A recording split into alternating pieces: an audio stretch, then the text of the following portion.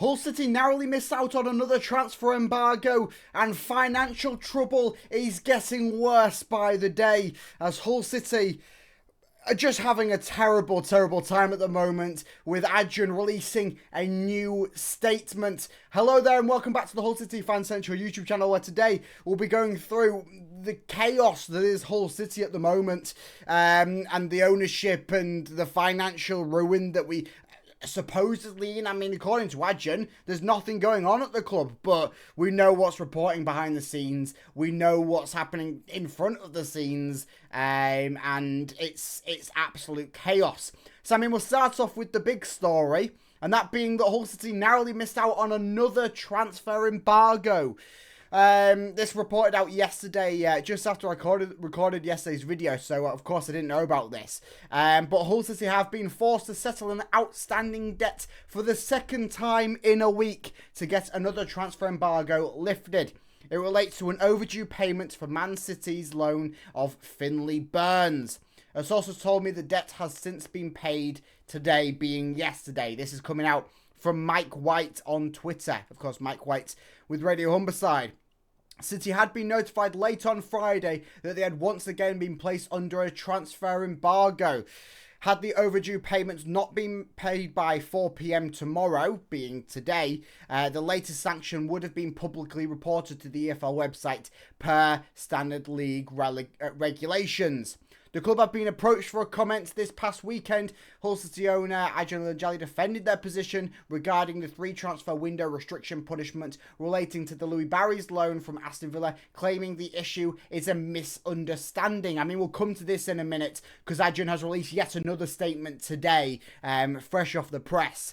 But of course, we reported this yesterday about the whole misunderstanding and whether it was an actual misunderstanding or what have you. But the fact that another transfer embargo comes out the day or two after he releases that statement really solidifies down that things are just happening behind the scenes that no one is really aware of, and it's nice that people like Mike White and reporters are actually bringing it to light, because he then also went out on the air yesterday to talk about sort of what's happening behind the scenes, and he was reporting six-figure fees behind the scenes that were wanted by local businesses, national businesses. There's companies that are threatening legal action for these 6-figure fees, and there's so many outstanding payments, not just to clubs, but to different companies that are involved within the club,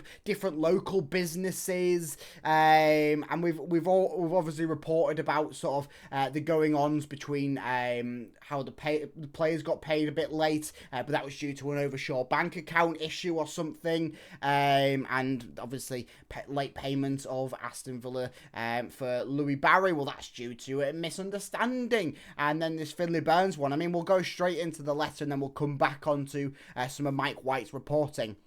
But this is fresh from Adrian Lajali, reported through Hull City. So, an open letter from the chairman. This is what Hull City stated the article with. Dear Hull City supporters, this is Adrian talking now.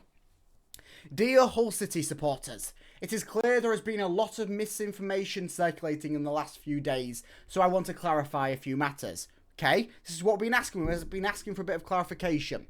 There are 0 issues between us and Aston Villa in relation to both our Louis Barry and Jayden Philogene arrangements, and we are very confident in our appeal case. That's the first appeal case based on the current fee restriction that we're in due to the Louis Barry situation. The Finley Burns situation is quite simple. We intended to use proceeds for a player sale to settle this fee. As soon as the EFL told us this wasn't possible due to reasons not related to us, we made a direct payment immediately to end the matter. Okay, so he backs up the second cause. Finley Burns situation, it's not our fault yet again, because it's a misunderstanding once again, you can call it that, where we thought they could use the player selling from somewhere else to pay off that debt. It couldn't happen, so Okay, with regards to payments to suppliers, unfortunately the club has experienced a cash flow issue when it did not receive a 1.5 million payment for a player which was intended to clear invoices from suppliers. I will cover this shortfall until we receive the funds we are owed, and our team are in communication with all suppliers to rectify any outstanding issues as soon as possible. When I spoke with our fans last week, I told them that the club is losing money and I'm supporting when required. The club will always have my full backing whenever it needs it. I want to reassure our fans that we have zero conflict with any clubs. Perhaps there were some financial administrative errors, but I'm sure the EFL will be understanding to our appeal and we are confident in our case. I'm not so confident anymore. People are entitled to their opinions and to write a different story. That is life. But I will always be behind our club. Our squad has £100 million potential.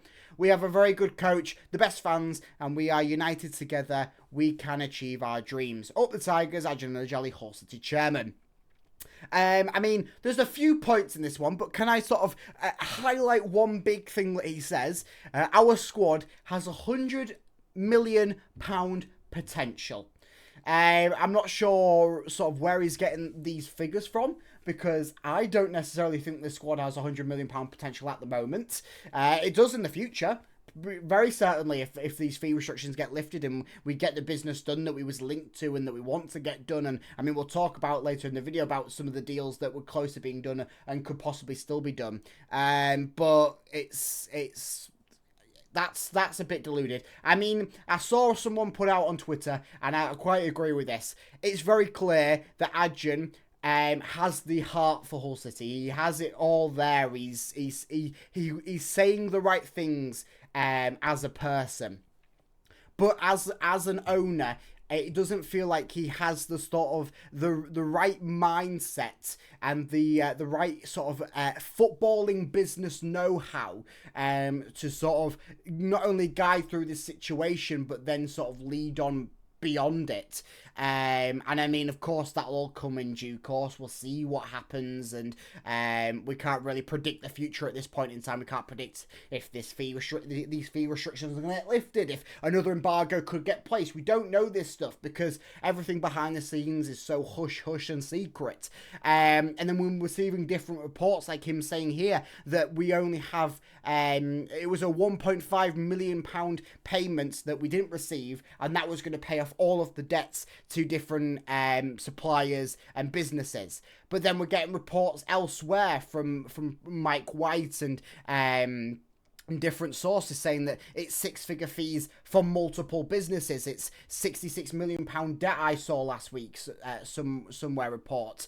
So it's quite a conflicting argument. Yes, Ajahn is saying that he's given his full backing, and we love that. We appreciate an owner to give his full backing, because God forbid we've had the owners that haven't backed the club in years prior, and of course Ajahn wasn't fully there last season due to his Fenerbahce commitments. He's no longer a Fenerbahce board member, part of their sort of ecosystem, so he can focus down on Hull City. And I think really him sort of taking that back step from Hull City last season, even if he doesn't necessarily want to admit it, he definitely did. He was taking a back step to go and focus on Fenerbahce, which was his focus. I believe there was an interview where he's saying that was his focus at the time, was Fenerbahce. Of course, that's his club. Of course he's going to do that.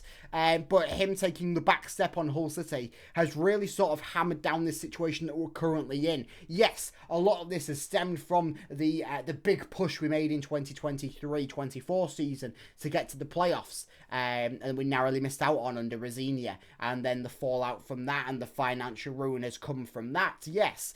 But a lot of it sort of stems from last season, from not really having a full hand in the season. Yes, last season was a lost season. We had a horrible time on the field and off the field. But still, if you don't maintain the club, if you don't sort of keep it running at the level that you were necessarily the year prior. Yes, maybe not spending so much like that, but still putting in the effort behind the scenes, and to still run it not only as a football club but as a business in essence, because that's what football is nowadays. It's a football club and a business coinciding, and if you just take a little break away from it as an owner, and especially an owner with such high ambitions, well, then the repercussions are going to be taking effect, and we're unfortunately seeing the fruit of that labour now. Hopefully no more embargoes get threatened, no more fee restrictions get placed, and the fee restrictions get lifted. I highly doubt that the appeal will be fully successful anymore. Of course, the EFL having to warn Hull City again about another fee. Of course, yes, they can label it down as a misunderstanding, but in the EFL's eyes, they're going to go, well, we already suspect that you're not financially capable to make transfers and do it of sane mind. Well, then we're going to restrict you for maybe even longer, or maybe the full term, where they could have maybe, just based off the Louis Barry one, they could have gone, hang on a minute, we'll just do the one transfer window restriction fee. Whereas now I suspect that there'll at least be one or two transfer restriction fees, but maybe the full whack of 3. And of course, if anything else happens, it could be more. Yes, personally, I don't think that's very fair. I don't think that it's fair for the EFL to go to a club that can, in what's been said, Hull City can prove that they are financially capable, financially sound.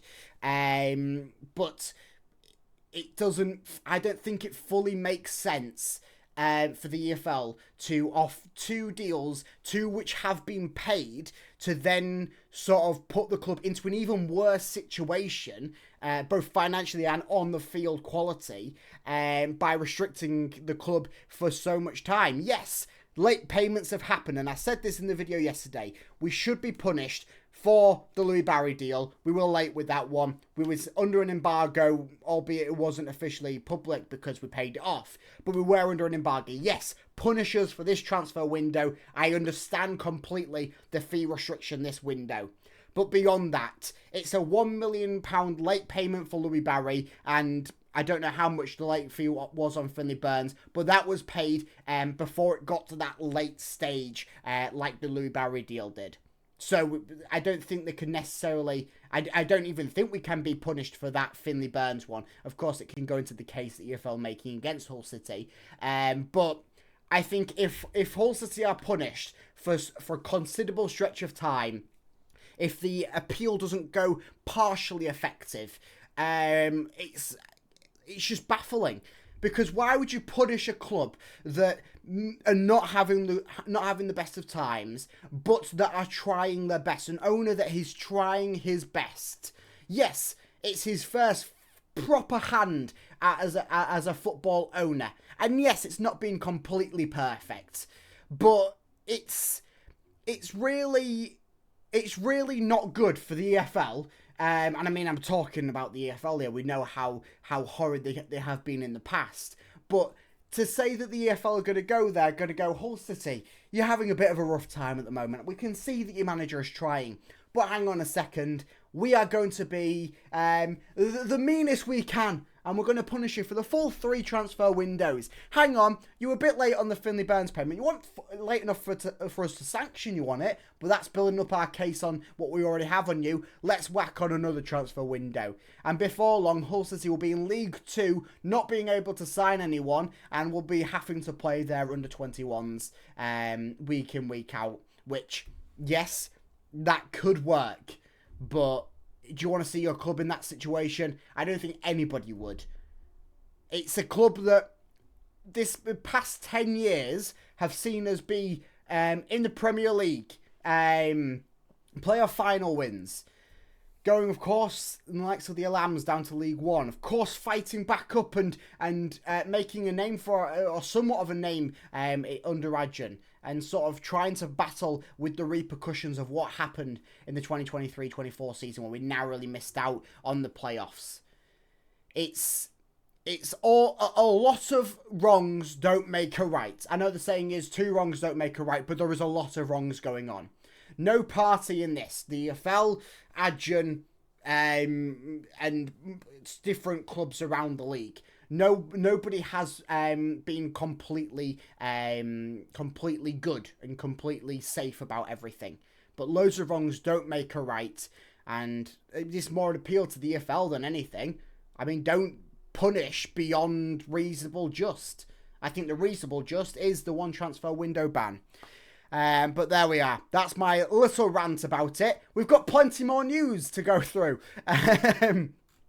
So, we'll talk about, we've talked about Finley Burns. Of course, probably wasn't possible that he was coming back to Hull City, and I certainly wouldn't want him to come back, considering that he didn't have a big impact last season. But Finley Burns has joined Reading on loan. Of course, he'll join not current Tiger, but obviously a former teammate of Finley Burns, Matty Jacob over there for the season. And of course, I talked about yesterday, Aaron Conley could possibly sign for Hull City on a free transfer. Well, he signed with Leyton Orient for a free transfer deal. So it's a good one for Leyton Orient.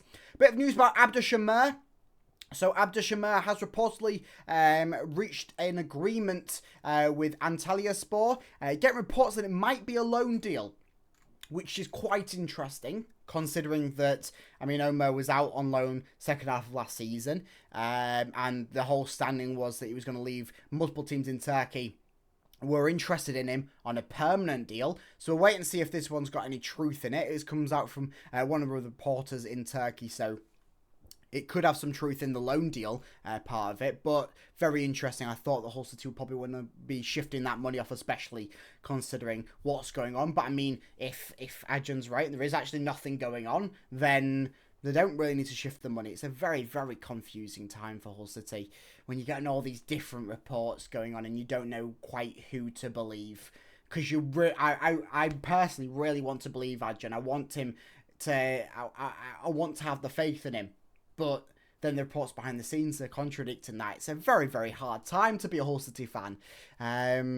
But yeah, Oscar Zambrano. Zambrano is set to not join Hull City. Of course, we've been reporting on this one. He is obviously out of action until November due to the ban, but he was reportedly very close to rejoining Hull City this transfer window on a permanent deal, of course, then being able to play November onwards. Zambrano did have his heart set on return to Hull City, well, that deal is now off due to the fee restriction, that coming out from Hull Live, Hull Daily Mail. So Oscar Zambrano is no longer on his way back. Of course, that doesn't mean the door is fully shut on that one, but Zambrano, for the time being, not coming back to Hull City. We'll see where he moves, and if he stays at his current club, maybe we could come in and grab him in the December transfer window, but I suspect the fee might be a bit more pricey then, but who knows. Of course, reported this a bit earlier in a video earlier, Marvin Malem, of course, has left Hull City on a permanent deal. This has brought some money into the club, where he's gone to Arminia Bielefeld, over in Bundesliga 2nd Division, so wish him all the best over there. So, yeah, I mean, of course I'm going to keep you up to date on everything that's happening surrounding Hull City, and I'm sure that there's going to be another breaking story tomorrow on another late payment, or another business is claiming that Hull City haven't paid them, and of course I'll report it when it happens. And I mean, if the day ends in Y, Hull City are going to be in trouble, aren't they? So yeah, it's a very interesting time. I want to reiterate, have your faith in the club. Of course, you don't have to have your faith in Adjan. If you disagree with what Adjan has done and you don't have the faith in him anymore, that's okay. I'm not saying that you have to, but have the faith in the manager. I think we've got the right manager for the job at the moment. We've got the right, well, maybe not the right players. Of course, we could do with some more players, and we've all known that for a long stretch of time. But support the players, support the team.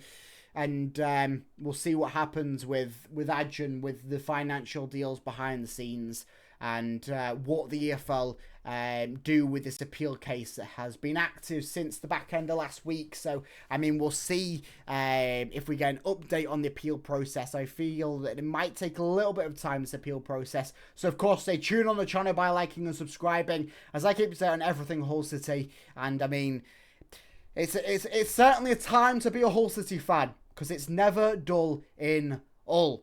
I'll see you in the next video. Up the Tigers.